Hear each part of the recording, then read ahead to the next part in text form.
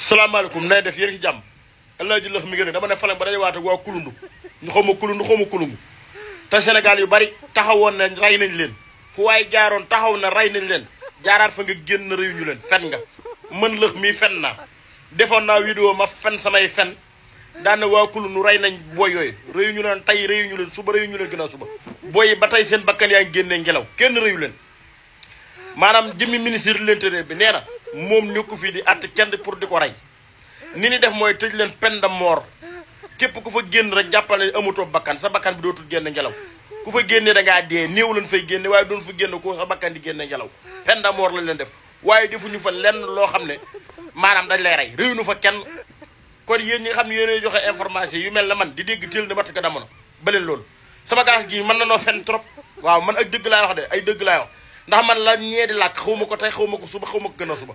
xaw ma français lay làkk xaw ma lu ñuy làkk te même bu dee français mën la dégg ma français ba pare bëgg a taxaw bëgg a nettali loolu moo war a jeex ci adduna bi nit ki loo xamu danga ci téye sa làmmiñ wi waaye mën na noo fen de sama classe gi mën na noo fen de képp koo xam ne fa nga jaaroon di wax ne rey nañ leen jaaraat fa ngeen leen da ngay fen bu ruus a wax loolu comme mel leen ne man honnête leen am leen honnête man am naa honnête gu mat sëkk ne fa ma jaaroon ne kooku rey nañ leen rëyu ñu leen du dëgg ay fen la mal information la jërë ngeen jëf